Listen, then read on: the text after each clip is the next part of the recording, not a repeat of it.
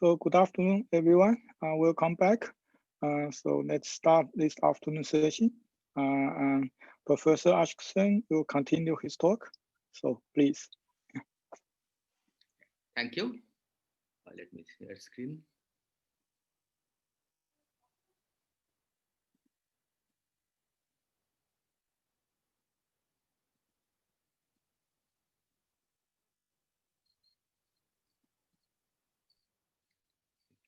Can you see my screen? Yes. Okay, thank you. Okay, so let me then begin. So today we'll start discussing the details of the instantons in two-dimensional string theory. Yesterday we described the results that we want to get, okay, in particular the problems that we want to solve with the divergences. And today we'll try to see how we go about doing this.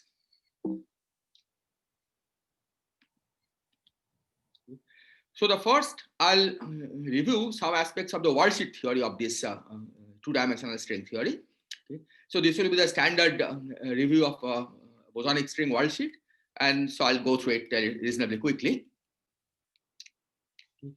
So the worldsheet theory of this two-dimensional bosonic string theory has several components, as in all string theories. First of all, it has a C equal to 26 matter conformal field theory. And this contains a scalar field X that describes Euclidean time. And besides this, it has this C equal to 25 Liouville theory.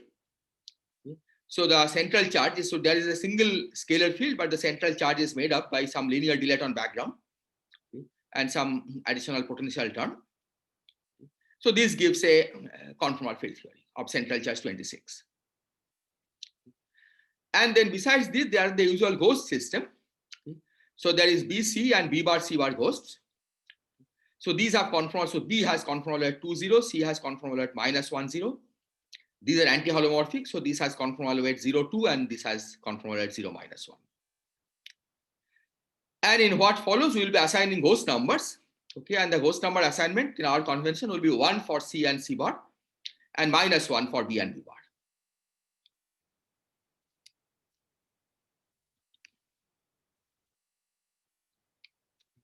So this is a regular CFT. So there is state operator correspondence, which means that there must be a vertex operator for every string state.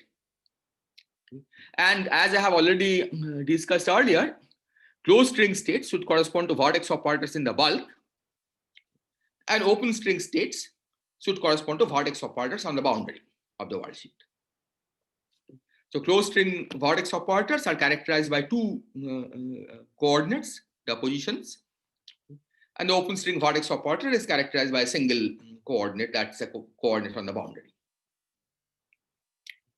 So in these lectures, okay, we'll be focusing on the open string theory part of it, because that's where the problem arises. Okay, as we discussed, the closed strings, because they carry momentum, any divergence that is associated with closed string degeneration, that can be treated by analytic continuation, okay, or by appropriate I epsilon prescription. Okay. So closed string degenerations are not problematic, at least for our problem. Okay. So we're focusing on the open string sector. So we look at the open strings on D instantons. Okay. So the free open string on a D instanton is described by a worldsheet, which is a strip, which is also conformally equivalent to an upper half plane.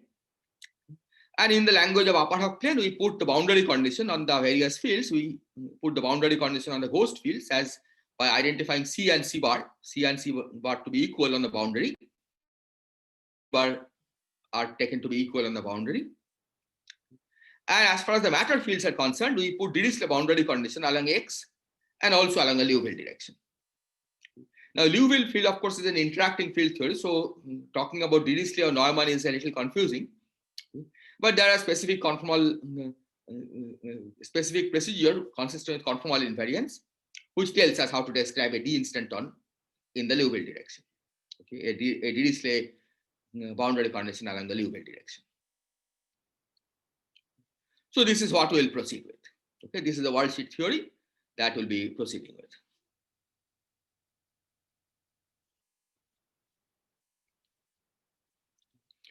So as in the usual CFT, we can expand the various fields in the upper half plane. These are all holomorphic fields. Okay, so they have expansion in holomorphic coordinates Z. So CNs, BNs, and alpha n's are the modes of the C ghost, B ghost, and the time coordinate. Okay, the modes associated with the time coordinate. Okay. In these lectures, we will not really need to worry about the Liouville part very much. Okay, that will just go along for the ride. But you will probably see more details of the Liouville part of the conformal field theory in these lectures. Now, one point I want to emphasize here is that because of the boundary condition on the real axis, because we are identifying C and C bar on the real axis, and similarly B and B bar, and similarly there is a Dirichlet boundary condition on X, the expansion coefficients of these variables, the anti-holomorphic variables, B bar, C bar, del bar, X, and so on, they are given by the same coefficients Bn, Cn, and alpha. Okay, so you don't have an additional expansion coefficients for those. If you are expanding in the full complex plane, okay, as is relevant for free closed strings, there, of course, you have to include also the anti-holomorphic expansion as a separate mode. Okay, so Cn bar and Cn will be independent for closed strings.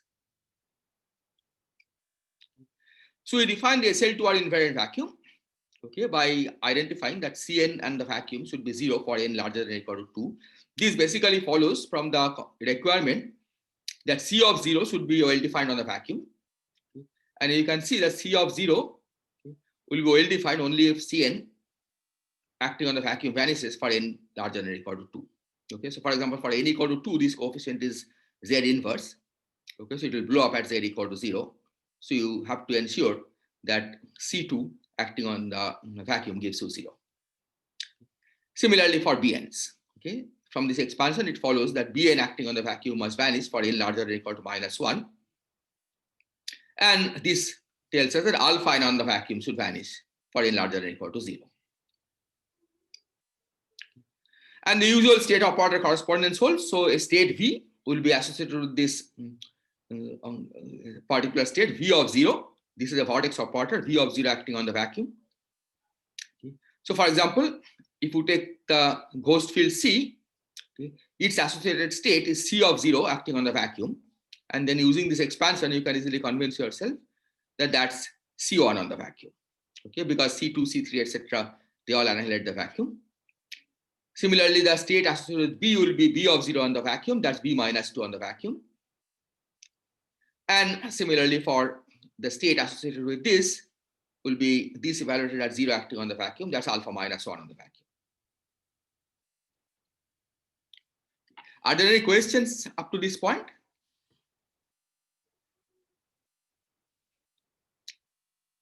Okay, so I will proceed. So here I have given the singular part of the operator product expansion in this language. Okay. So BC operator product has a singularity 1 over Z minus W. Okay. The partial X operator product has a singularity, and the normalization that I'm using, that's the alpha prime equal to 1 unit. Okay. This coefficient is -12. Okay. In fact, this is what explains why I put an I root 2 here. Okay, so that the alpha ends up the standard commutation relation.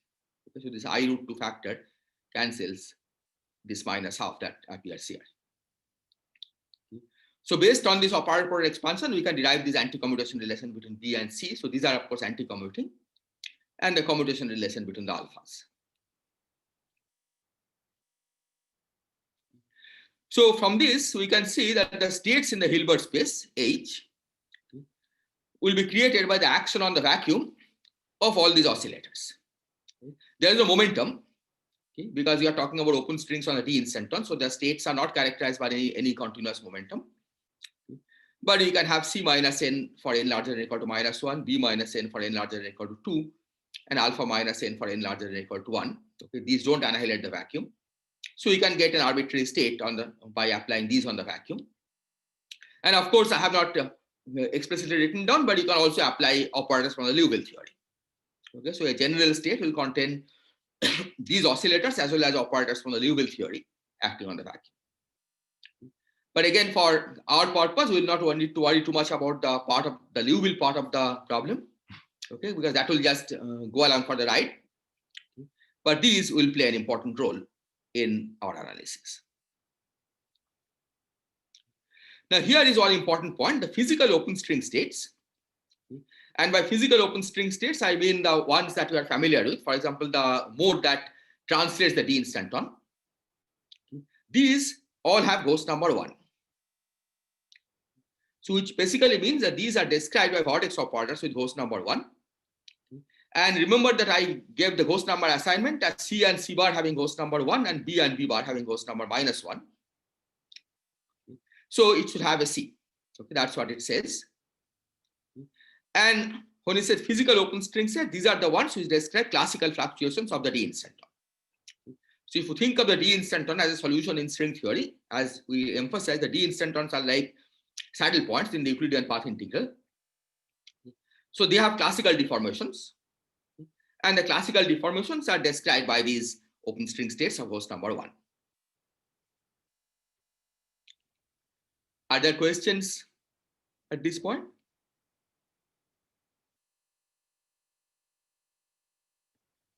Okay, so here is an example. Ashik, there's Yes. a question in the chat. Yeah, the chat Okay. room. Yeah. Okay. Yeah, unfortunately I cannot see the chat. Is it possible to read it out? Oh yes. What does the ghost in ghost boundary mean? What does boundary mean? What does the ghost in ghost boundary mean?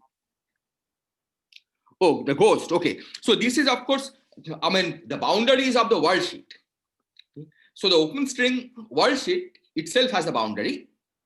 So all conformal fields will have to have boundary condition. And the ghosts are fluctuations in the bulk of the worldsheet. But you have to put a boundary condition on the ghost just like you put boundary condition on the other fields. Physically, what it means is that you have allow for the ghosts come from gauge fixing diffeomorphism. And putting a boundary condition on the ghosts means that the diffeomorphisms that you are allowing should be such that they don't move the boundary. Okay, so that's one way of thinking of why you should need a boundary condition on the ghosts. Because the diffeomorphism parameters, okay, should have a boundary condition. They shouldn't be able to move the boundary. And the ghost, the boundary condition on the ghost basically implements this. So, is this clear? Is there a follow-up on so. Yeah. Okay. Yeah. Okay. So please go on. Yeah. Yeah, I'm not sure how to see the chat in the full screen mode. Maybe you have to go out and see it, but next time I'll try to do that. Yeah, okay. Okay, thank you. Okay, so here I was giving an example. Okay, so time translation of the D instanton, for example, is a classical motion of the D plane of the D instanton. So its corresponding zero mode, okay, phi should be described by some state of the open string. And here is the state. Okay, this is the particular state of the open string that corresponds to time translation. You just translate the D plane in Euclidean time. And the corresponding vertex operator is given by this. Okay, because you have already said that the C corresponds to the vertex operator. C1 on vacuum corresponds to the vertex operator C, and alpha minus 1 on the vacuum corresponds to the operator I root 2 times partial derivative of x. So this is the combination that is associated with this particular state, which in turn is associated with the zero mode that translates the D instanton. This is just one example. And this state carries L0 equal to 0, okay, because you can add up the oscillator numbers, 1 minus 1 is 0. Okay, and this confirms that this is the zero mode. Okay, that this shouldn't, that we have been emphasizing earlier, that time translation corresponds to a particular zero mode, okay, which in fact is the source of the problem in perturbation theory. Okay, and we do see from this that indeed this does have L0 equal to 0, and hence it causes problem in the perturbation theory. But we note at this stage that there are plenty of other states with L0 equal to 0, other than this one. And for example, the vacuum itself has L0 equal to 0. C1, C minus on the vacuum also has L0 equal to 0. These don't have ghost number 1, okay, but they are still states in the theory. Okay? They will propagate in the loop at least. Okay? And so these will give additional logarithmic divergence in the worldsheet formulation. And this is what I had alluded to yesterday, that besides the usual zero modes, the expected zero mode, okay, which is the associated with the translation, time translation in this case, okay, there are additional ghost zero modes, okay, which also gives rise to divergent contribution in the perturbation theory, okay, and you have to learn how to deal with them. And it turns out that in order to deal with these, okay, we need a little better understanding of string field theory, okay, than what we have discussed so far. And this is what I'm going to discuss next. Okay, the string field theory underlying behind the theory of open strings on the T instanton. Are there questions? Excuse me, is there a tachyon in the spectrum? Yes, there is indeed a tachyon in the spectrum. That's C1 on the vacuum. Oh, I see. Okay, that has L0 equal to -1. So that's the tachyon. Okay. So that basically shows that the saddle point that you're talking about has also directions in which it's a maximum of the potential rather than a minimum. And we'll see how to deal with those.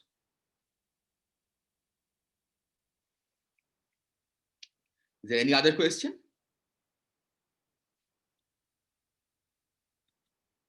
Okay, so with this, let me begin some introduction to string field theory, okay, with a special focus on the particular problem at hand. Okay. So concretely, what we need is to study field theory of open and closed strings, okay, because we are after all describing the scattering of closed strings, okay, and open strings are just modes of the T instanton. Okay. But in this discussion, we'll be focusing on the open string sector, okay, because most of the subtleties arise there. But you should keep in mind that the full string field theory has also closed strings in it. So for us, closed strings will be the external states.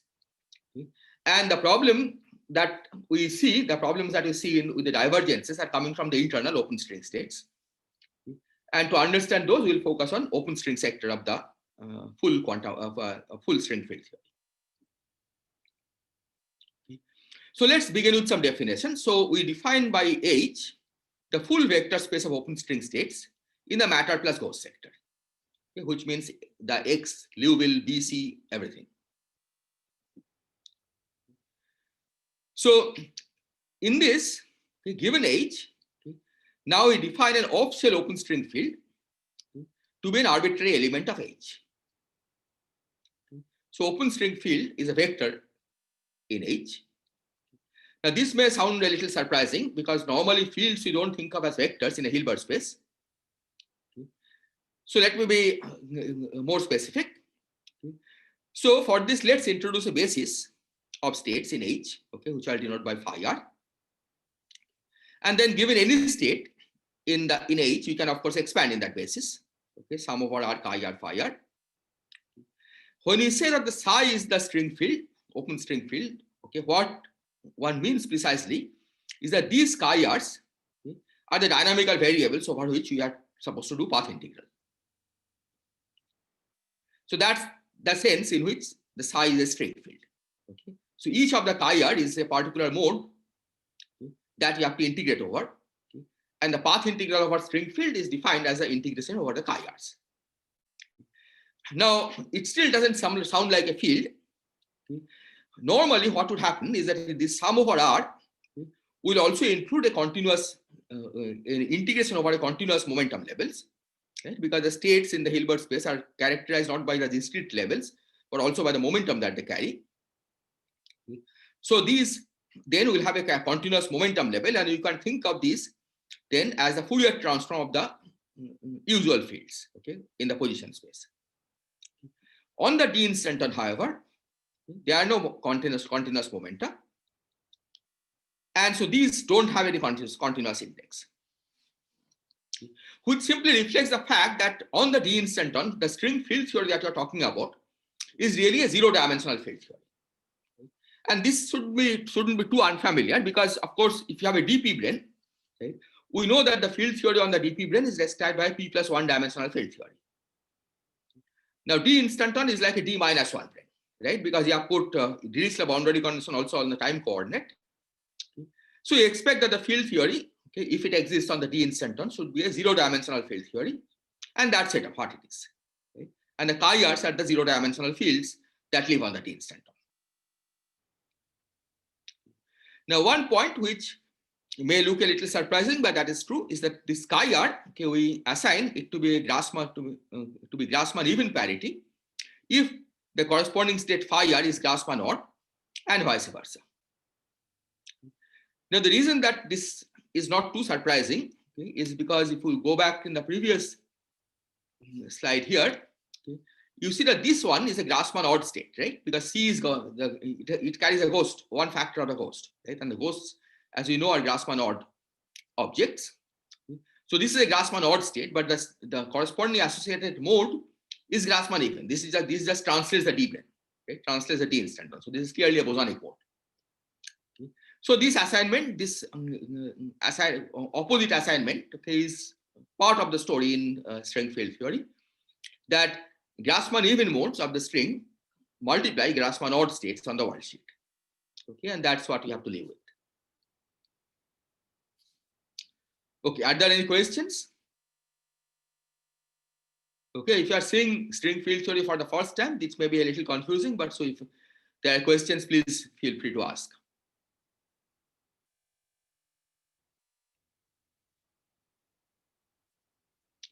Okay, so let me proceed. So this I have already said, that for D instantons, the open string fields are zero dimensional, because D instantons are localized along the space-time directions. Okay, so they do not carry any continuous momentum level. Okay, so this is the first step in writing down a field theory, right? We have to first say what the fields are, what are the dynamical degrees of freedom of the theory. The second step is to either write down a Hamiltonian or an action. So what is an action? So action is something that gives a number for any given field configuration. And in this case, the field configuration corresponds to giving the set of variables chi-r. So whatever the action is, it should produce a number for given chi-r's. And this is it. Okay, so the action is written here. Okay. So here, for most of our analysis, is the kinetic term that will be the most relevant. Okay. So the kinetic term of the action has a very simple structure. It's half of psi qb psi. Qb is a particular operator on the world sheet of string theory. That's the BRST charge. If you have not seen it, the expression is written explicitly here. So Tm is the matter stress tensor. So this involves energy momentum tensor of the time coordinate field x as well as the Liouville part. And then these are the standard ghost part of the BRST charge. So this has the specific property that it's a nilpotent operator. It's first of all Grassmann odd, you can see, because it has one factor of C here in this. So that's Grassmann odd. It has three ghosts here. Okay, so that's still a Grassmann odd operator. So QB is a Grassmann odd operator, and you can show with some effort that it squares to zero. Okay, for that you need the fact that the TMs have central charge 26. So now you see that if we substitute, suppose you are given the chi-r's, given the chi-r's, you can construct the state psi, you can substitute here, and you get a number. By definition, that's the action of string field theory. And then there are interaction terms which involve more complicated terms, but it's the philosophy is the same. It should give a number for given states, state psi. Are there questions?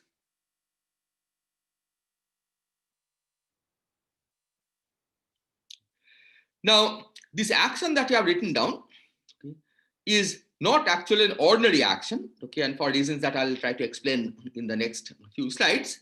Okay. This is what is called the master action in the Batalin-Minkowski formulation. Okay.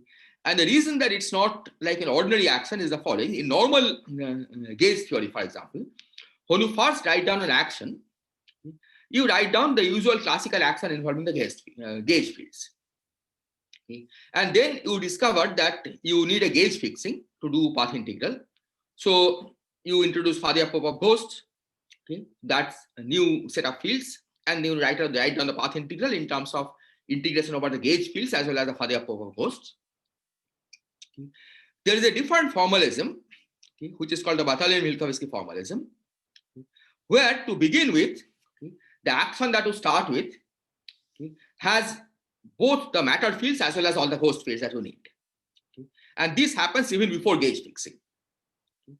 And then there is a specific notion of gauge fixing in the Batalin-Minkowski formalism. Okay. And in the next few slides, I'll try to explain that formalism in the specific context of string field theory.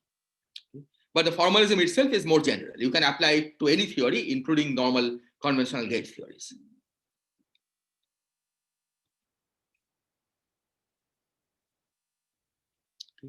So for this, let's go back and recall the ghost number assignments. So we had assigned ghost number 1 to C, -1 to B, and similarly to C bar and B bar. And of course, all the matter fields carry ghost number 0. So this is a ghost number assignment. Now in this basis, with this assignment, let's choose a basis of states in the same Hilbert space H. You will denote by basis of states phi r those of ghost number less than or equal to 1, and another basis of states eta r which carry ghost number larger than or equal to 2. Okay, so these are mutually exclusive, but together they form the complete set of basis states because these are ghost number less than or equal to 1, and these are ghost number larger than or equal to 2. Now on the upper half plane, if you want to calculate an inner product, there is a ghost number anomaly which tells us that the total ghost number must add up to 3. This you may be familiar with even in complex plane. The total ghost number for C and C bar each has to add up to 3. The version of that in the upper half plane is the total ghost number of C and C bar together has to add up to 3. Okay. So this gives a natural pairing of these basis states under inner product. Okay. So you can choose the basis states in such a way that eta r phi s inner product is just delta rs. So these are orthonormal. That's the way you choose the particular linear combination of basis states. Okay. And then by ghost number conservation, it follows that the inner product between two etas is always 0 because each eta carries ghost number larger than or equal to 2. Okay. So two etas together will carry ghost number 4 or more. And that of course gives you 0 because you need ghost number 3 to get a non-zero inner product. And similarly, two phis have 0 inner product because they have total ghost number less than or equal to 2. So this is the way we'll choose the normalization of the basis states. So the string field that you had expanded earlier in a general basis, now we have a more refined expansion. We call the psi r's the coefficients of the basis states phi r, okay, those ones of ghost number less than or equal to 1. And by xi r, the coefficients of the basis states eta r. So far it's just a new choice of basis, okay, nothing more. But now comes a final classification. So in the Batalin-Minkowski formalism that we use, we declare psi r's, okay, as fields and xi r's as the conjugate antifields. Okay, so this is at this stage just a definition. Okay. We call the psi r's as fields and xi r's as antifields. Okay. Together they form the full set of fields in the quantum theory. Is this clear? Are there questions?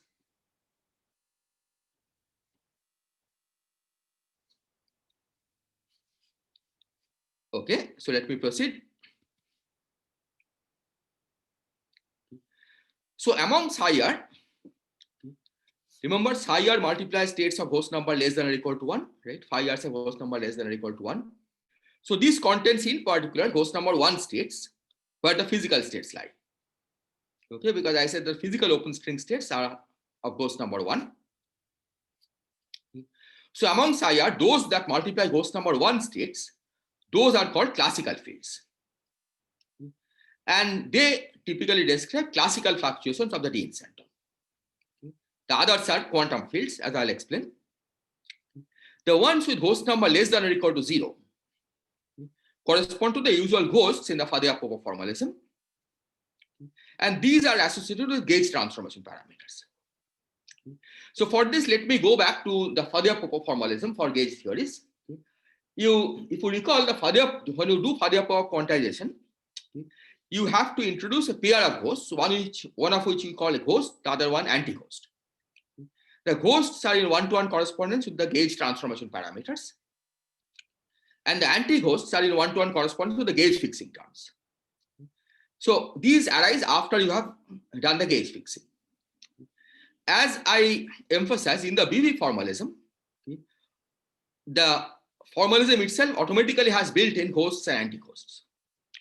So the ones with ghost number less than or equal to 0 correspond to the usual ghosts in the Fadia-Popov formalism. And the ones that carry ghost number larger than or equal to 2, that means all the anti-fields, they correspond to anti-ghosts in the Fadia-Popov formalism. So if you want to connect BV to Fadia-Popov, Fadia-Popov formalism is a special case of BV formalism. This is the way you make the connection. But as I emphasized that in the BV formalism, we haven't gauge fixed yet. We haven't even talked about gauge invariance. But we already have the ghost before gauge fixing. Okay, so this is peculiar property of the Batalin-Minkowski formalism. Okay. Are there questions or comments?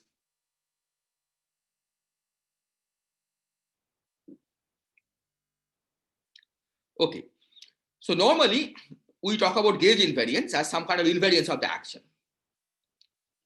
In the Batalin-Minkowski formalism, that concept of gauge invariance gets replaced by a condition on S. Okay, so instead of saying that S should be gauge invariant, the condition that one imposes on S is that it should satisfy the Batalin-Minkowski master equation, which I have written down here. So here R and L corresponds to left and right derivatives. Okay, so this is the derivative acting on the from the right. This is the derivative acting from the left. And this is necessary because these are not always all Grassmann even objects, right? Sometimes they're Grassmann odd. Anything that multiplies ghost number even states are Grassmann odd. So you have to specify when you take derivative, so there is left or right derivative. So, but besides that, this is completely concrete. So the requirement that S is gauge invariant gets replaced in the Batalin-Minkowski formalism by requiring that S satisfies this equation. Okay. And the string field theory action that I wrote down indeed do satisfy that equation. Okay, the interaction terms in string field theory all are adjusted in such a way that this S satisfies the Batalin-Minkowski master equation. Okay, are there questions, comments?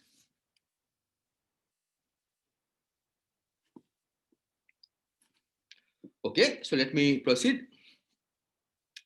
So now let me give the rules for path integral in the Batalin-Minkowski formalism. This is the analog of gauge fixing. So what Batalin-Minkowski formalism tells us, that instead of integrating over the full set of fields, okay, which in this case involves the size and the size, or equivalently the chi's. So instead of integrating over the full set of variables, chi's, we integrate over half of them. And the half is what is called the Lagrangian submanifold. It's not any arbitrary half. Okay, you have to choose it appropriately. Okay. So you have to integrate over a Lagrangian submanifold. Okay. And of course, you'll weight it. You use the usual weight factor, which is e to the minus s. Okay. So a Lagrangian submanifold is similar to what we call in the phase space a choice of polarization. Okay. That if you start with a general phase space formalism in classical mechanics, then typically you declare half the variables as coordinate and half the variables as momentum. But which half you describe as coordinates, okay, is ambiguous, right? You can make a canonical transformation and declare that after canonical transformation, the coordinate variables are coordinates. The similar freedom exists in the Batalin-Minkowski formalism, okay? And that's the choice of Lagrangian submanifold. Okay, we have to choose half of the variables. Okay? The analog of choosing a set of coordinates out of a phase space. Okay. Now, for our purpose, we will not give the most general definition of what a Lagrangian submanifold is. Okay. but we'll describe some special examples of Lagrangian submanifold. And that is here, that for each pair of variables, psi r and psi r, the field and anti-field, we can either set psi r equal to 0 or set psi r equal to 0 to define the Lagrangian submanifold. Which means that out of the pair psi r and psi r, you either integrate over the field mode or the antifold mode, but not both. And the BV formalism, the fact that the gauge field, the action satisfies the master equation, guarantees that the physical quantities are independent of the choice of Lagrangian submanifold. So that's the analog of the gauge invariance of the theory. Just like a normal gauge formulation of gauge theories, we say that the final result should be independent of the choice of gauge. So in the BV formalism, the choice of gauge is replaced by the choice of a Lagrangian submanifold, and the statement of gauge invariance translates to the statement that physical quantities are independent of the choice of Lagrangian submanifold. So all these you can prove based on some general arguments in the BV formalism, and the main ingredient is this fact that A satisfies the BV master action, the BV master equation. Are there questions?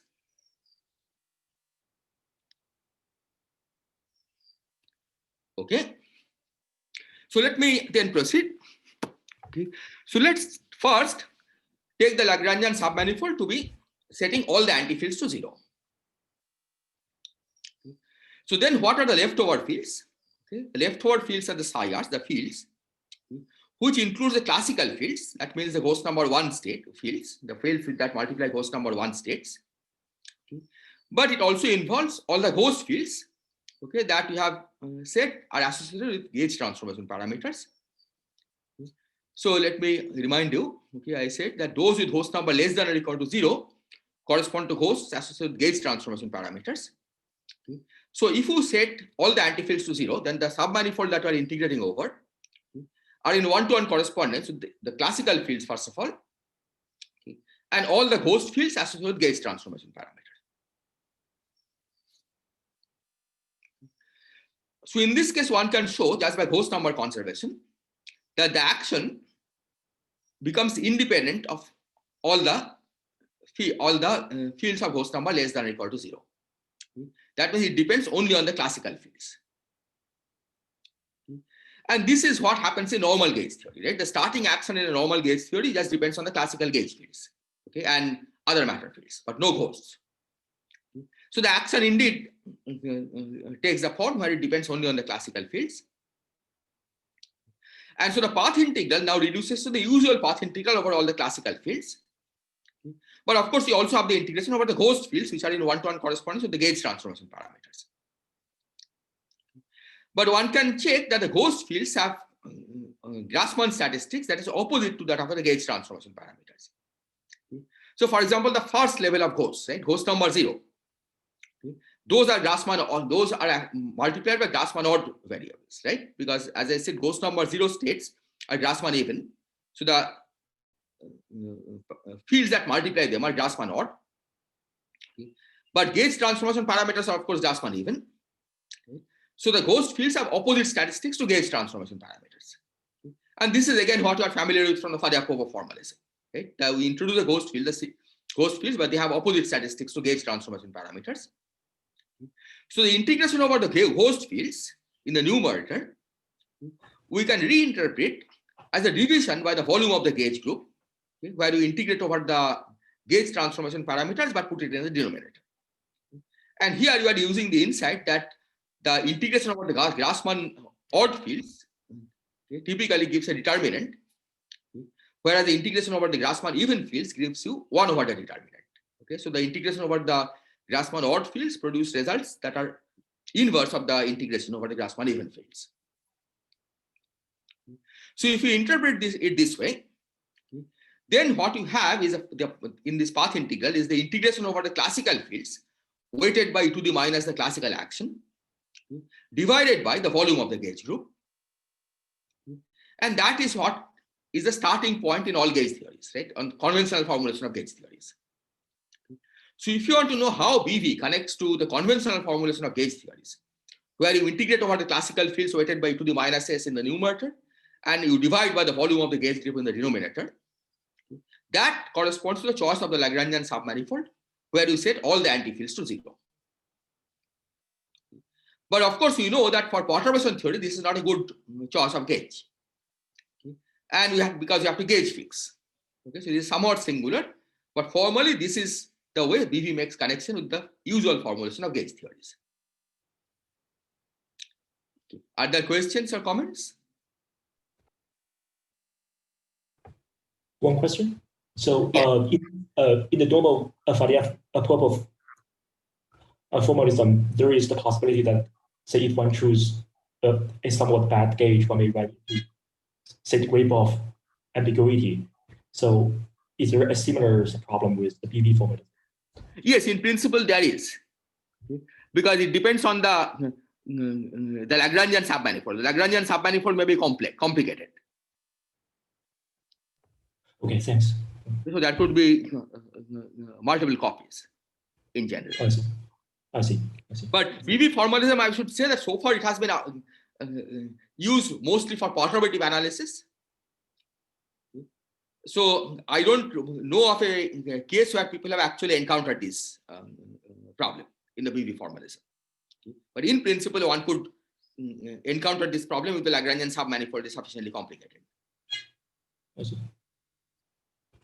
Yeah, thanks. Okay. So for this reason, when you do normal conventional string field theory, one goes to the Siegel gauge, okay, and that's where you can make connection with the usual perturbation theory. Okay. So the Siegel gauge corresponds to a different choice of Lagrangian submanifold. Okay. And here we keep states of all ghost number. That means we keep both the fields and the antifields. Okay. But instead we impose the condition where you put B0 on psi equal to 0. Okay. So this means, for example, the state like C0 on the vacuum, which is ghost number 1, and it would have been included in the earlier formalism, okay, as part of the classical field. Okay. Now is not included, okay, because it's not annihilated by B0. Okay. So this is a new set of conditions. So it still keeps half the fields, okay, but a different half compared to what we had earlier. So if you use this gauge, then the action takes a simple form. Okay, we can check that if psi is annihilated by B0, okay, on both sides, then the only part of the BRST chart that contributes is a C0 L0 part. Okay, because basically you need a C0. Okay. And L0 here corresponds to the total Virasoro generator. So T matter plus T ghost, if we expand as ln z to the minus n minus 2, the 0 mode is what we are calling L0 here. So in the Siegel gauge, the kinetic term of the action takes this simple form, psi C0 L0 psi. And that also makes it easy to calculate the propagator from here. Okay, and this is what I'm going to do in the next slide. So this is again the action in the Siegel gauge. So the propagator, we can calculate. Propagator by definition is the inverse of the kinetic operator. So we take B0 L0 inverse. Okay, so inverse of this formally is B0 L0 inverse. Okay. And now you see that L0 inverse is like 1 over m square. Okay. And if you use the Schwinger parameterization, okay, we'll write this as integral 0 to 1 dq q to the L0 minus 1. Okay. If you use this form of the propagator, this is what makes connection with the usual worldsheet formulation. Okay. Because q to the L0 is basically is a scaling by q, okay, of the worldsheet coordinate. And with some little work, you can convince yourself that starting with this form of the Siegel gauge propagator, we can get the usual swaying rules that I described yesterday in the worldsheet formulation. Okay. And the Q's become the swaying parameter in the worldsheet description. And from this description, it's also clear that the divergence arises from states with L0 less than or equal to 0. Okay. Because for positive L0, of course, this is the well-defined integral. So this is an identity. But when L0 is 0 or when L0 is negative, then this, for negative L0, this side is well defined, but this side is divergent. For L0 equal to 0, of course, both sides are divergent. Okay. exactly as we had seen earlier. Okay. Except that now we identify the m square as L0 of the worldsheet theory. Are there questions or comments?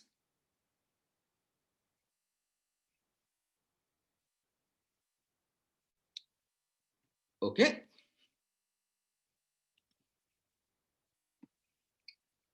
So here is the propagator again. So now let's go through the various states that arise, that we'll encounter. So first you have the tachyon. So tachyons correspond to L0 equal to -1. They are described by the state C1 on the vacuum. And while these cause problem in this form of the integral, we also know how to deal with them. It's just B0 L0 inverse, right? So minus B0. So this is equivalent to saying that you use the replacement rule, that integral dq q to the -2, that's for L0 equal to -1, is just -1. For L0 equal to -1, left hand side is -1. So that's the replacement rule. Okay, and this is what we have emphasized even in the last two lectures. But let's now focus on the L0 equal to 0 state, okay, because that's where the real problem comes in. So L0 equal to 0 state, okay, one state is C1 alpha -1 on vacuum, okay, and in terms of vortex operator, it's this operator acting on the vacuum. So this we have already said earlier that this is a zero mode associated with collective coordinate, and these basically translate the x direction, okay, around the Euclidean time. And we discussed last time how to deal with this, right? That you have to not treat this as part of the Feynman diagram, okay? But you have to do the zero mode integral at the end of the calculation, and that restores the energy conserving delta function. So this can be dealt with by the usual procedure that we described earlier. So from the worldsheet perspective, what it tells us is that you should remove the Q inverse factors from the worldsheet integrand that are associated with these states, and then integrate over the zero modes at the end.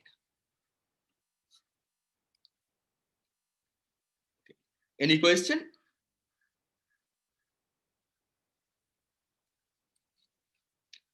Okay. Now, however, it turns out that in the Siegel gauge, open strings have other L0 equal to 0 state. Okay, this is not the only L0 equal to 0 state that you have to deal with, because this we know how to deal with. This has a physical reasoning, physical interpretation. So, for example, the vacuum, it's annihilated by B0, C1, C minus on the vacuum. This is also annihilated by B0. So these states do survive in the Siegel gauge, and these also have L0 equal to 0. So these do not correspond to collective coordinates, but these will give rise to exactly the same kind of problem that we will encounter here. Right? For L0 equal to 0, these will also give rise to integrals of the form integral dq q inverse. So these, if left untreated, will lead to additional logarithmic divergence in the loop amplitudes. Just removing the collective coordinates is not enough. And so one can ask, where are the zero modes coming from? Okay, is there a physical interpretation of these zero modes? One can show that the appearance of the zero modes can be traced to an apparent breakdown of the Siegel gauge choice. So a gauge choice is proper if you can ensure that it is possible to make a gauge transformation to reach that gauge. It turns out that in the L0 equal to 0 sector, that is not true. Siegel gauge is not a good gauge choice in the L0 equal to 0 sector. Okay, for L0 not equal to 0, you can show that it's a good gauge choice, but not for L0 equal to 0. So this shows that in the L0 equal to 0 sector, we need to find a new gauge. So in particular, okay, maybe I can explain why it's not a good gauge choice. If you take, for example, the state C0 acting on the vacuum. So in the Siegel gauge, it's set equal to 0, right? Because it's not annihilated by B0.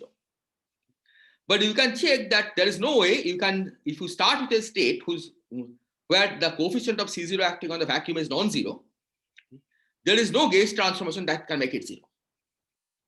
So that's an indication that the Siegel gauge choice is breaking down for in the L0 equal to 0 sector. And that in turn can be traced to be the reason why these additional zero modes appear in the single gauge. So what this is telling us is that we need to find a new gauge in the L0 equal to 0 sector. Are there questions?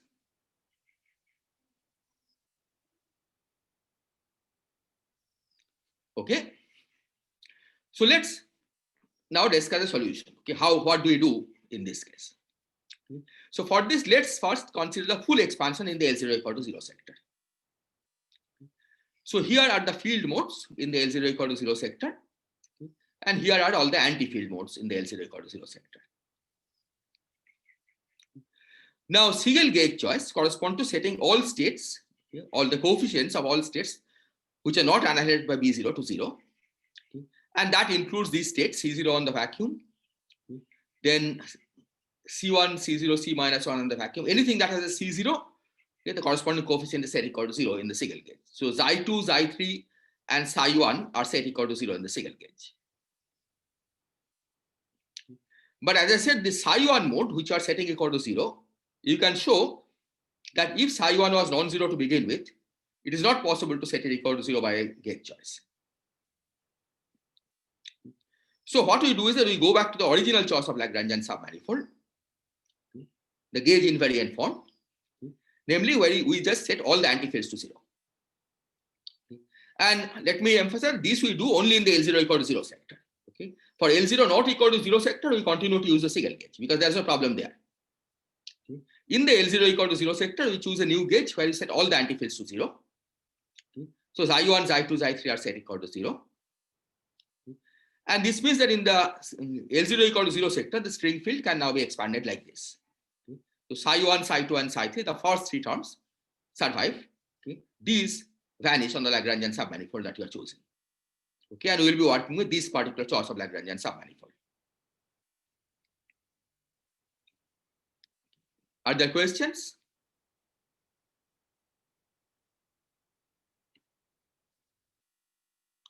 Okay, so let's see what we get for the action. See, if you substitute this in the kinetic part of the action, the quadratic part, you get a result like minus Psi1 square.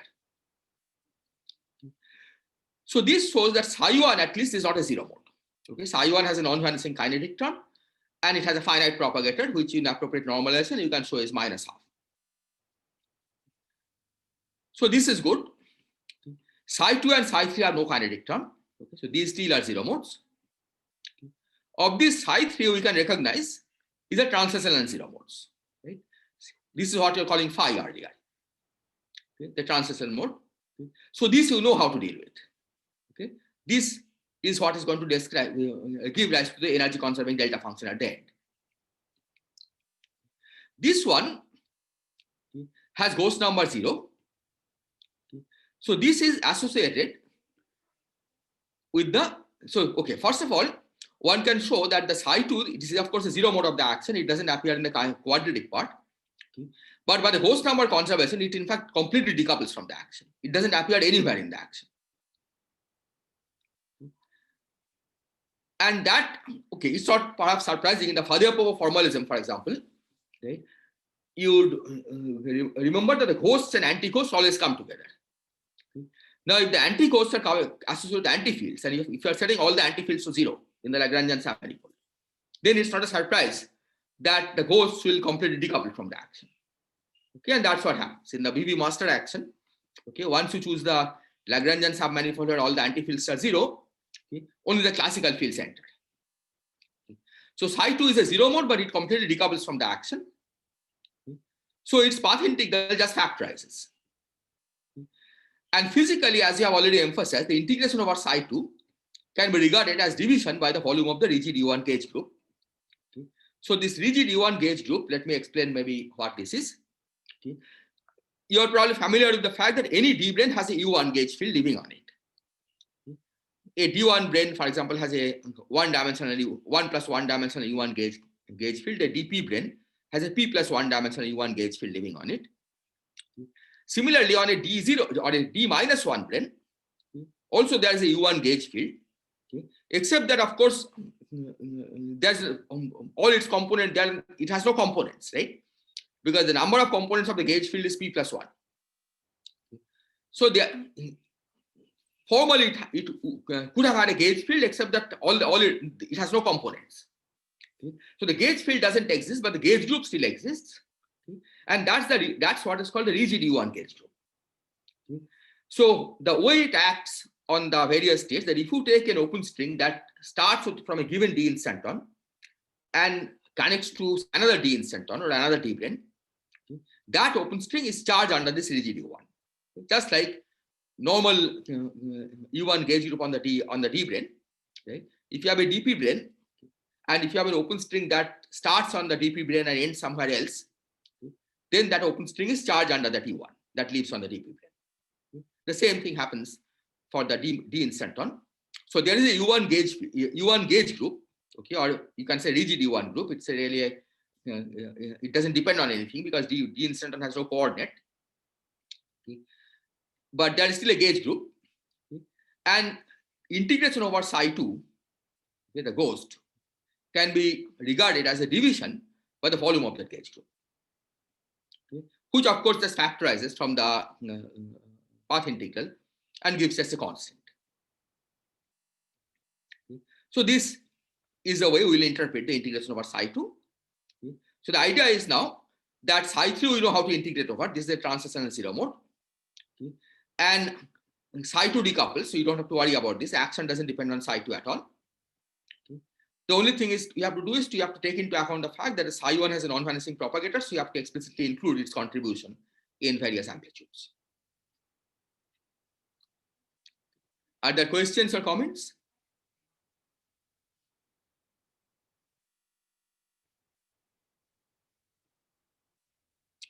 Okay, so let me then translate this to an algorithm. Okay, what is it that we are going to do? So the first step in this algorithm will be to remove all logarithmical divergent integrals of the form integral dq by q.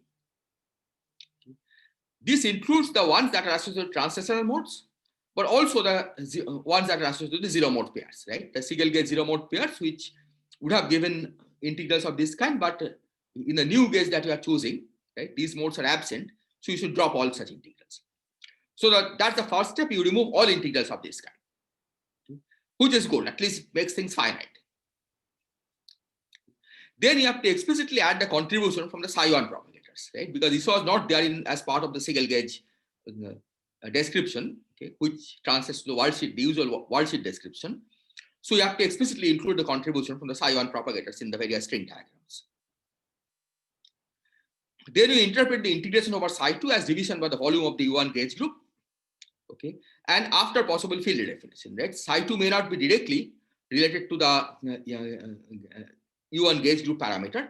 You may have to carry out a redefinition of fields before you can relate psi to the gauge group parameter. Okay. And this field redefinition has to be taken into account because, as he said, that this can give rise to Jacobian, okay, just like the other case for the translational modes. Okay. So after you do that, we can just divide by a constant, okay, and forget about it. Okay. Then you have to do the integration over the psi3, that's the translational mode, which you had called phi earlier. You have to relate this to the translational zero mode. Okay, so there again some field redefinition may be needed. Okay.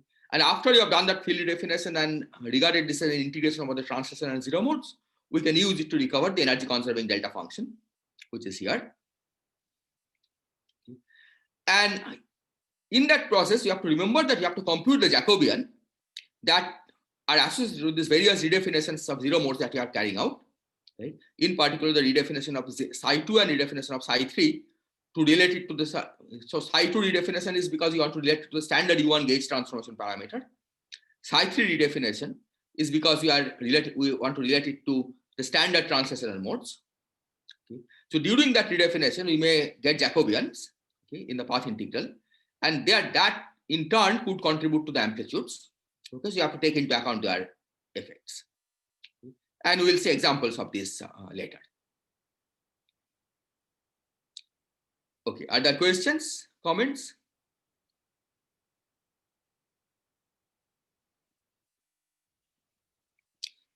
Okay, so let me now proceed. Okay. So our next goal now will be to use this algorithm to compute the various constants that we had encountered yesterday.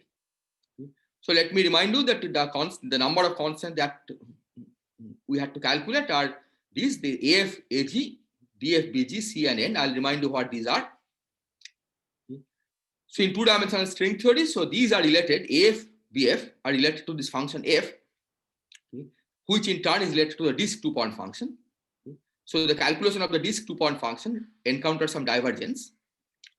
And we encoded the divergent factor as by writing F as a constant F plus another constant BF times omega 1, omega 2. These are apparently divergent.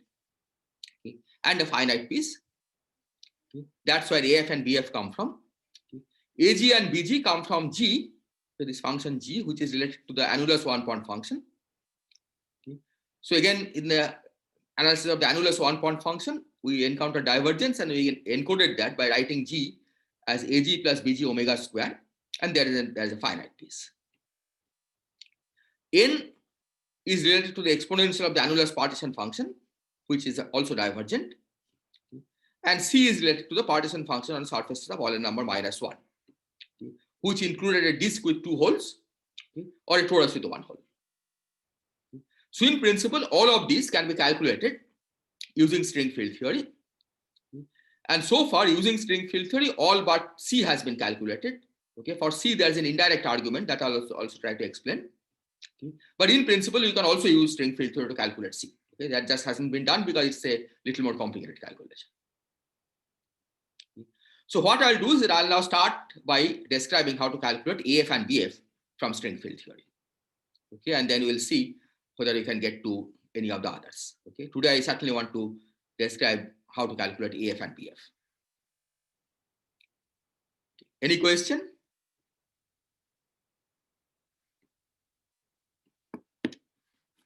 Okay, so let me proceed. So AF and BF, remember, come from the divergent part of F. Okay. So this was the formula that we had yesterday. Okay. So the divergent part of F had an integral expression like this. Okay. This is coming from the disk two-point function. Okay. And this we had written as F plus BF times omega 1, omega 2. Okay, just from the structure of the omega dependence of these integrals. Okay. But clearly you can see that AF and BF are both divergent. AF in fact has a parallel divergence, okay, and BF has a logarithmic divergence. Okay. So we want to use the algorithm that I gave earlier to evaluate this integral. Okay. But to do that, you have to know what y is, right? In terms of worldsheet, okay, what is y? Okay.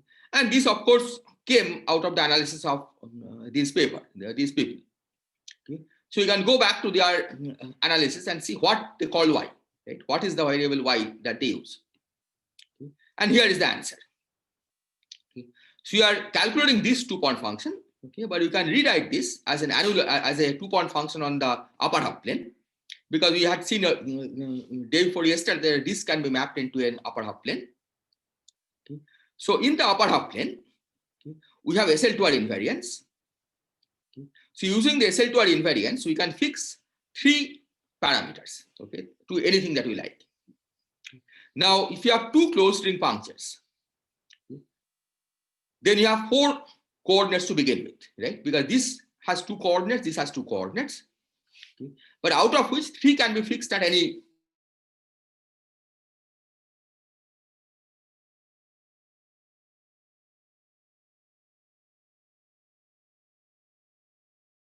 It will be at the origin, and the other coordinate we fix at a point I times y, okay, which means the real part. Okay. I got a message that my internet connection is unstable. Is it? Am I audible? Now it's available. Yeah, just it was broken Okay. seconds ago. Yeah, now it's fine. So okay, thank you. Okay, so what I was saying is that the using SL2R invariance, right, we can bring the coordinates of these 2 punctures on the upper half plane to I and IY. Let's say 1 is placed at I and 2 is placed at IY. Okay. And that's the way we'll the BRY parameterize their coordinate system, their upper half plane. And notice that y runs only from 0 to 1. You can ask, what about y larger than 1?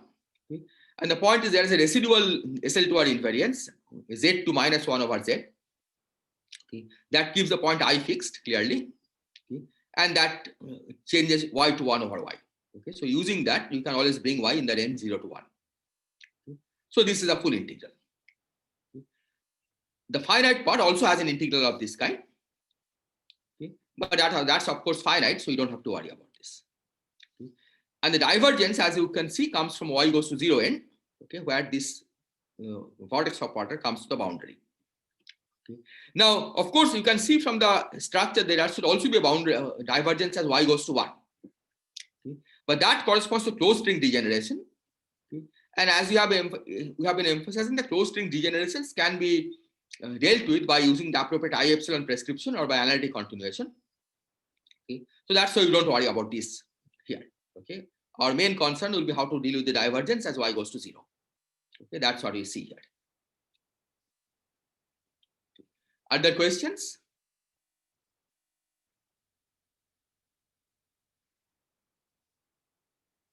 Okay.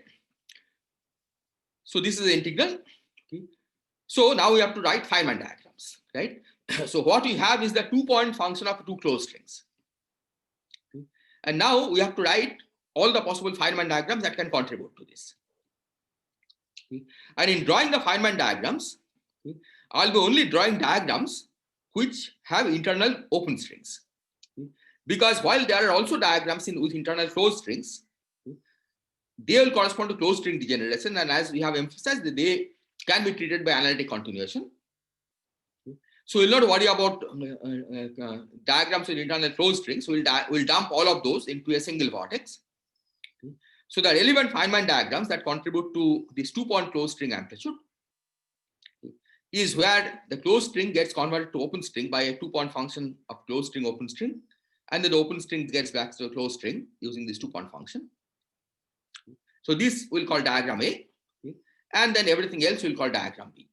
Diagram B in fact also has an internal closed string included, but that's dumped into this. That in the y goes to 1 limit, this diagram, this is actually sum of two diagrams, one of which has an internal closed string. So our convention will be the thick lines will describe closed strings and thin lines will describe open strings. Is this clear? Are there questions, comments on this? So the general rule in string field theory is that for any vortex that you can draw, that probably exists. So you have to allow for every possible vortex and draw every possible Feynman diagram. And that's what we have done here. These are the two possible Feynman diagrams that contribute to this order. So we need to compute this because this is where you expect divergence, right? There's an intermediate open string state. So we have an open string propagator here. So we see that to calculate this, we have to calculate the vortex, these vortices, the open closed vortex, and then join by the propagator, which is the sewing. Right? We have said that the joining by a propagator is like sewing, but sewing of local coordinates. But we have to know then what the local coordinates are. And that information is in this 2-point vortex between the closed string and an open string. So this is what we have said here. Because you have an internal open string propagator, we need a choice of local coordinate at the open string puncture before you know how to calculate this diagram. And that's a choice of the string vortex. The 2-point vortex of closed strings and open strings. And this is what I'm going to describe in the next slide.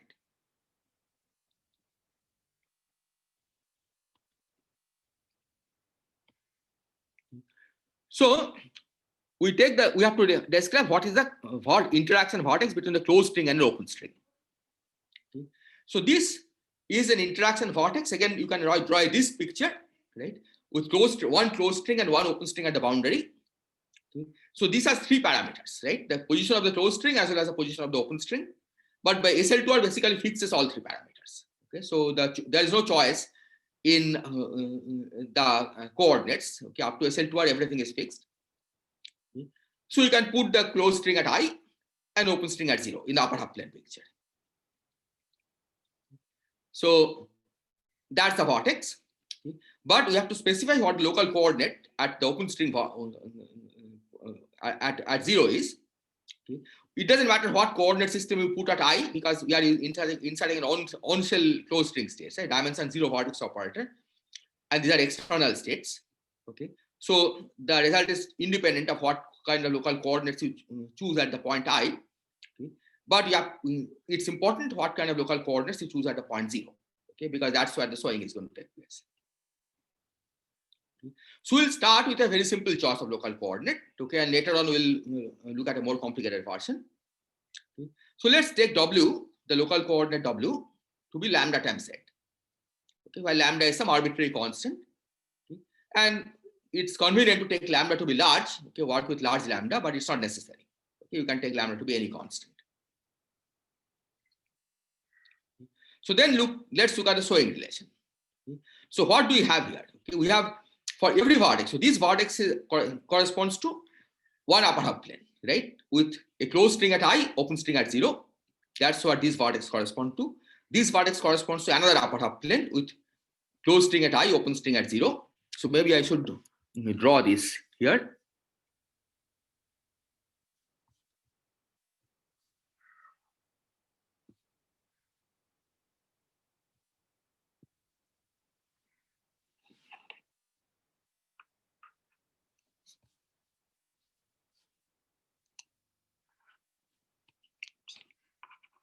Somehow my board is not working. Okay, let me do this. Okay.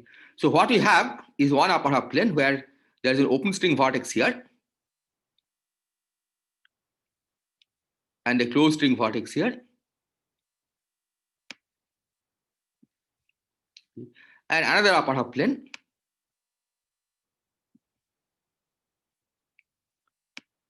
with a closed string vertex here and an open string vertex here.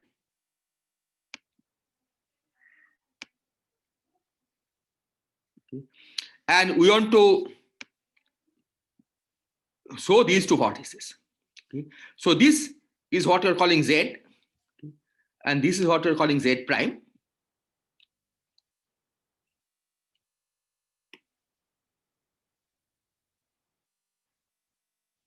Okay. And here our W is lambda Z. Here our W prime is lambda Z prime. And you have the glowing relation W prime equal to minus Q. Okay. This is what one means by joining two vertices by a Feynman propagator. So I hope this is clear. If it's not clear, please ask questions at this stage.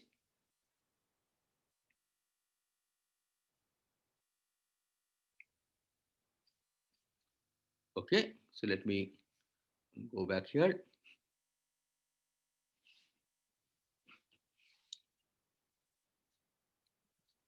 Okay, so this is what we are doing here. W prime equal to minus Q.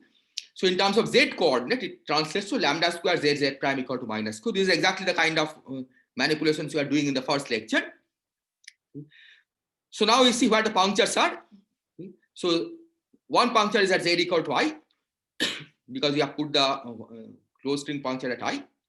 The other puncture is at Z prime equal to I. But in the Z coordinate system, okay, by using this relation, you see that this corresponds to IQ over lambda square. Okay, and this is what we're calling I times Y. Okay, so this gives a relationship between the Y variable that we had here, okay, this Y variable, to the showing parameter Q. Okay, namely Y is Q over lambda square. Okay, and this is what we're going to use to evaluate this contribution from this diagram. Is this clear? Are there questions?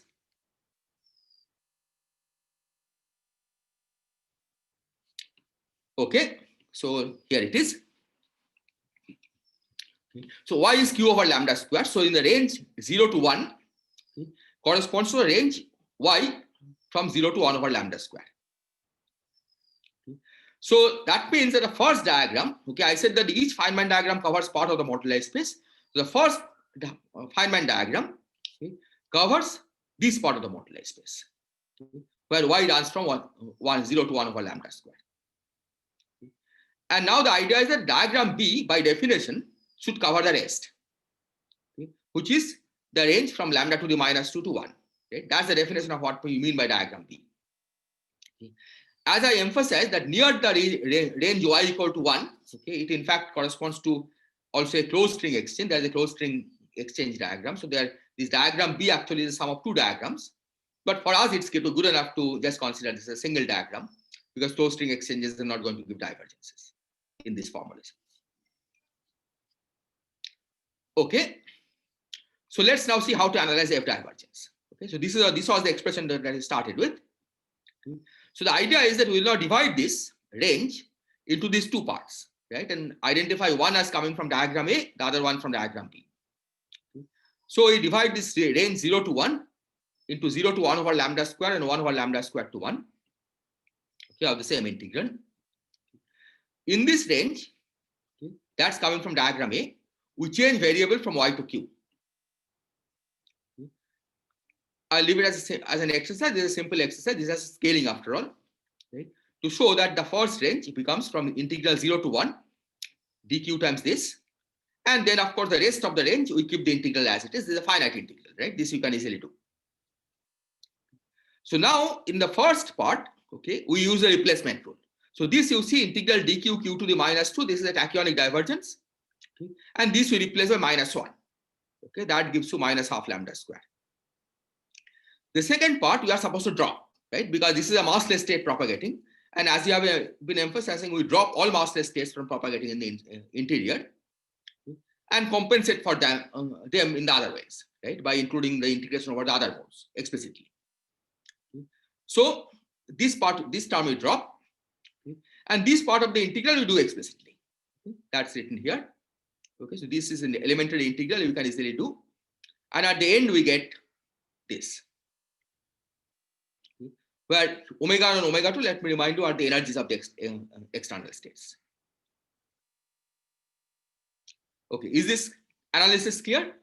Okay, so this is basically the prototype of the kind of analysis you have to do in string field theory to extract finite results from these divergent objects.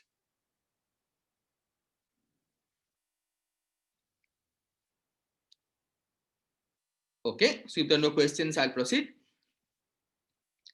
Okay. So we also have another contribution. Okay, this is not the only contribution, because as I said, we of course remove the zero modes, but then you have to compensate by including things that you have to include, right? And in this case, that happens to be the psi1 exchange diagram. So the psi1 exchange diagram, you can calculate, okay, but it turns out that for the choice of local coordinates that you have made, this actually vanishes. So for this, you have to calculate this vortex, right? There is a CO vortex, okay, with one psi1 and one closed string. Okay. So C is inserted at I and O is inserted at 0. Okay. So the C vortex operator, right, is the C bar times the tachyon vortex operator, because you are using a closed string tachyon, okay, which is a massless state. And the vortex operator of the state psi0 of C0 on 0, right? This is what multiplies psi1. Okay. This is just del C. Right? You can easily check that by the state operator correspondence, the derivative of C acting at 0 acting on the vacuum gives you the C0 on the vacuum. So this is a vortex operator for psi1. Okay.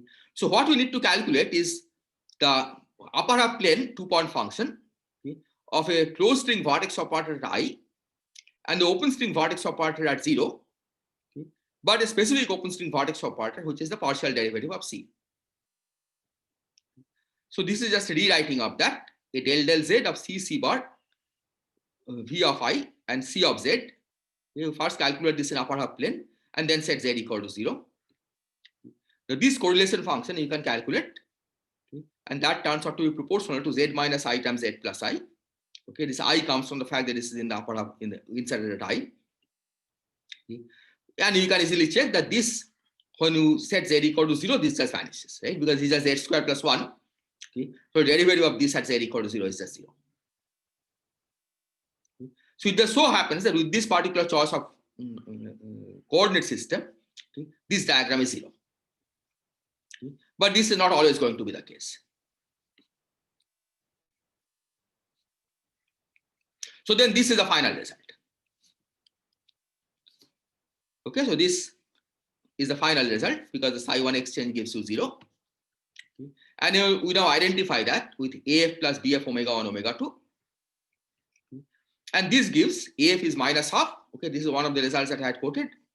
And BF is log lambda square. Now, one thing that you may find surprising is that BF seems to depend on this arbitrary parameter lambda. Okay, lambda was an arbitrary parameter. Okay, and I had said that the string field theory introduces these arbitrary parameters. Okay, but the final result is supposed to be independent of these because these different choices of parameters correspond to field definition in string field theory. Okay. Nevertheless, we see that BF does depend on lambda. Now, the way it gets resolved is that we'll see in the next lecture that when you calculate BG, that also depends on lambda. That has this form. So if you calculate 2BG minus BF, that is a lambda independent, it's just minus log 4. And in fact, this is the combination that arises in the expression for scattering amplitudes. If you remember, let me go back perhaps in the previous lecture. Notice I had given the expression for the scattering amplitude in terms of the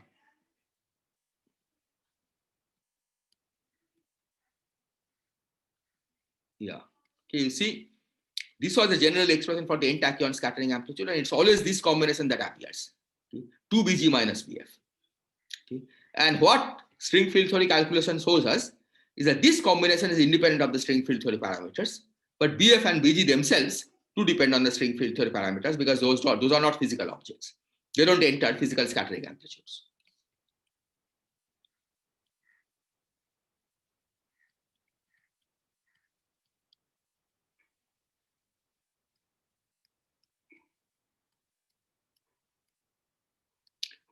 Okay, is this clear? Are there questions, comments?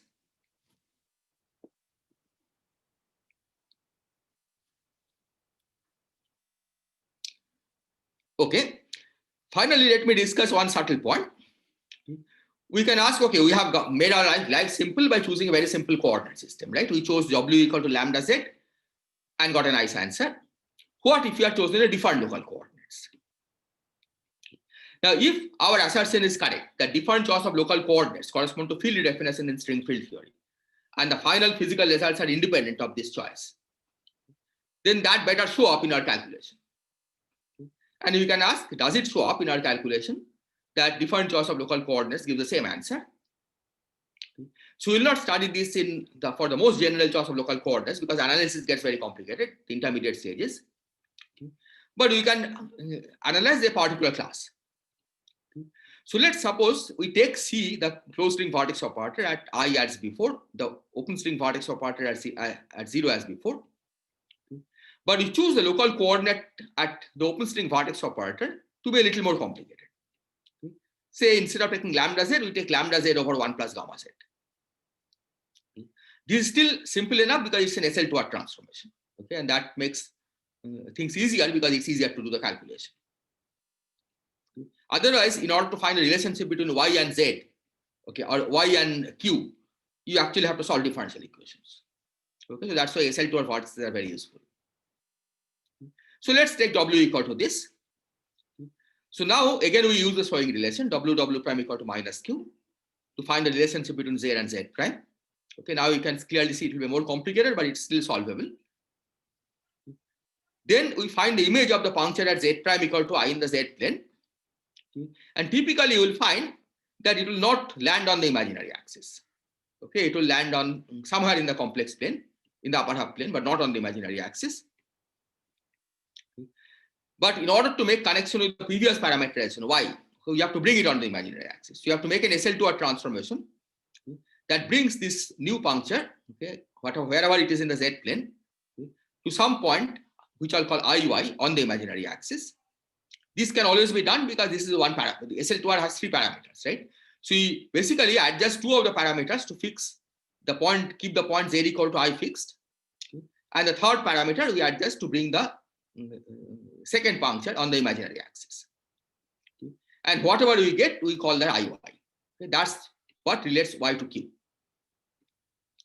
So using the expression for y in terms of q, okay, that is determined at this stage, we can now repeat the earlier analysis.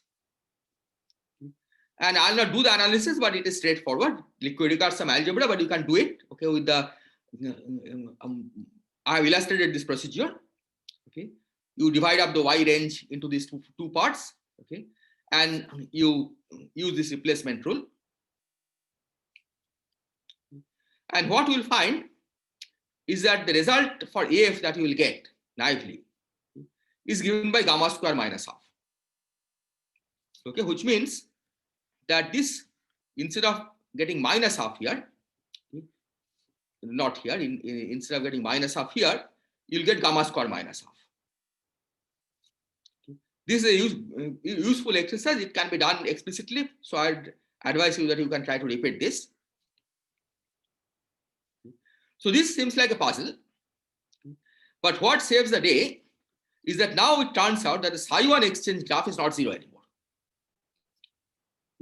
That with this new choice of coordinates, right, you can again have to go back and calculate the psi1 exchange graph. Now there are many ways of doing this. Okay, one way of doing this, okay, which is the simplest, is the following.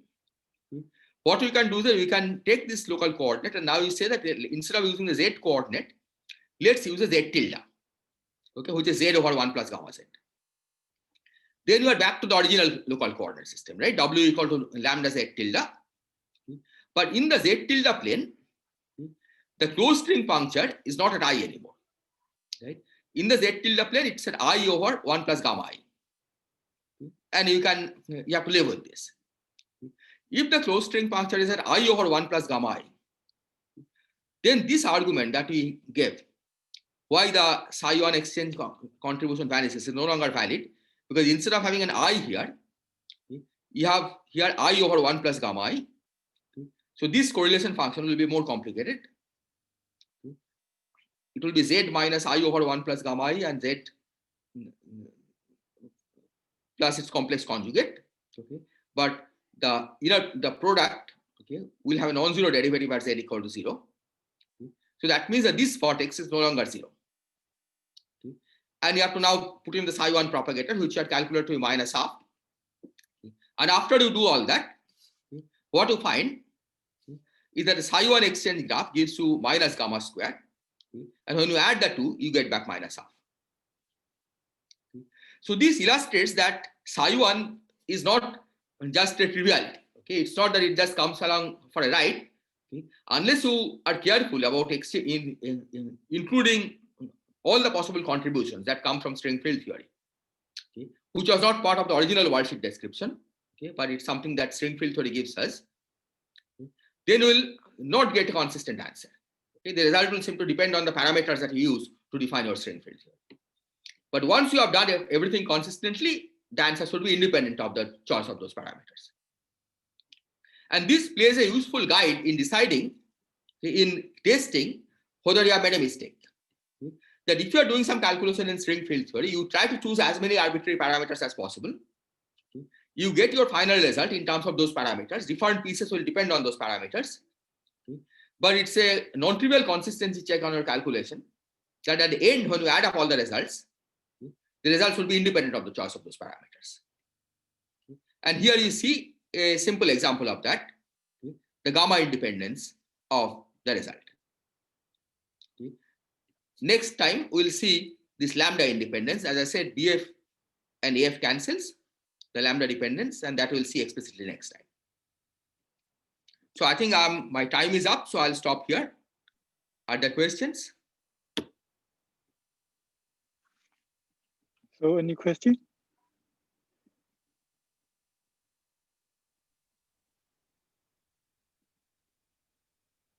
I have a question. Would you like to confirm that this number is infinite cutoff? Sorry, I'm not being able to hear very well. Can you repeat the question again? Would you like to confirm that this number is a infinite cutoff? So it should be very small. Yeah, 0. I could hear cut off, but maybe somebody can hear it better. Can you translate? Can you just repeat the question again? His question is that is this lambda infrared cutoff? Is it very small?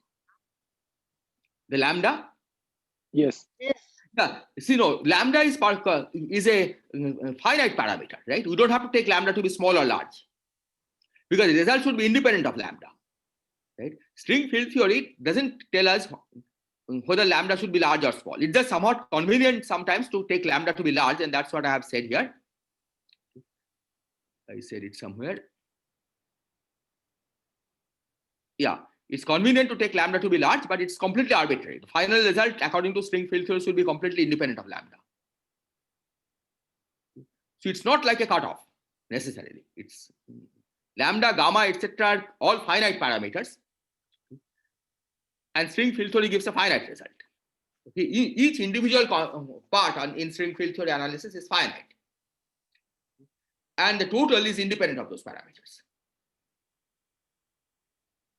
Okay, thanks. Thank you. So any other question?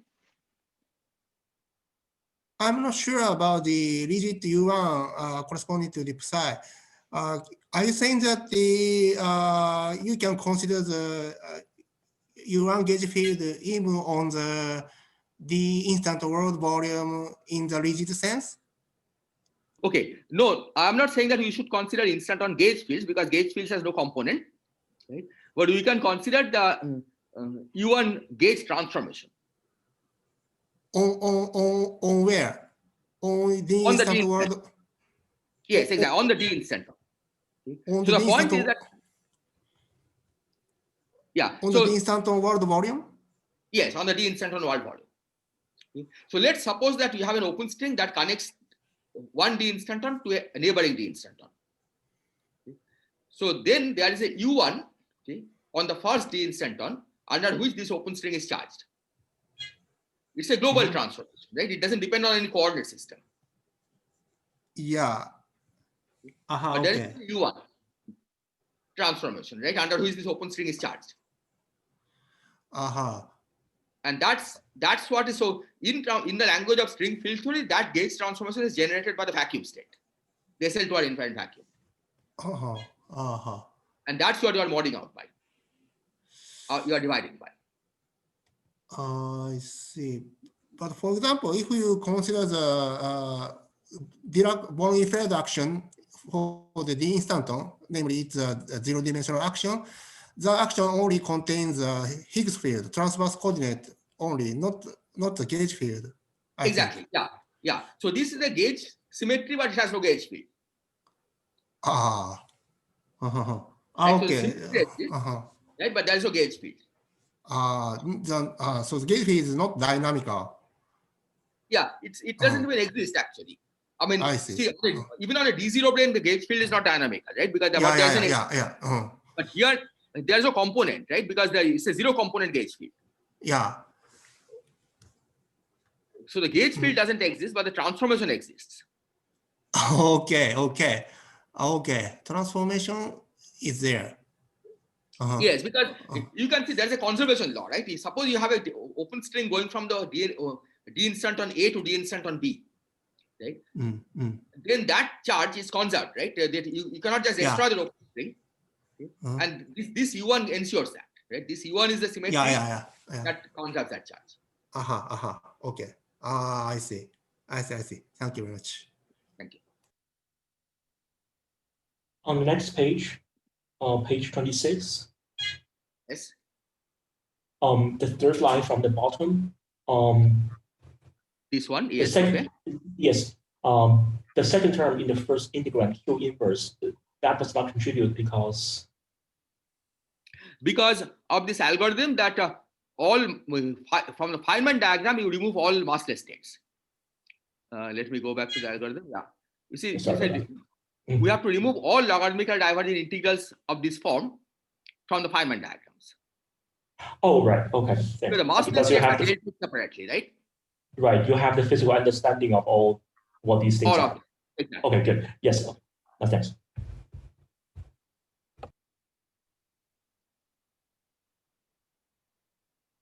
Okay, so any other question? Oh, sorry. About the same page, how do you ignore the first term, the zero? This one? Yeah. Yeah, so this one is like 1 over L0 at L0 equal to -1. Let me go back again.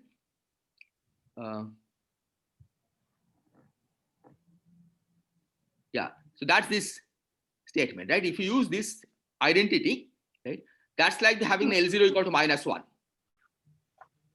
dq q to the -2, but that actually represents 1 over -1, right? Okay. So dq q to, so this is a replacement rule, right? So I've not ignored this, I have replaced this by -1. You can see here, right? I replace this by -1, that's how you got this -12 lambda square. Okay. Okay, thank you.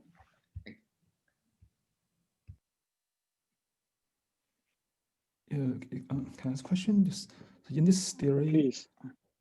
are there any other instantons or solitons, or are there only d instanton? Well, there are only d instantons, but there are various kinds of d instantons. Right? There are d instantons, but this is the leading one, right? This has action 1 over g string. Right? There are other d instantons which have action 2 over g string, 3 over g string, and so on.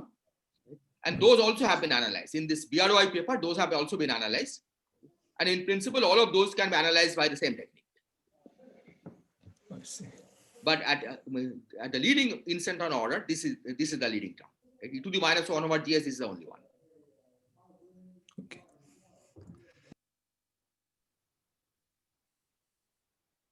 So any other question? Okay, so if no question, so thanks Ashok again. And Thank you very much.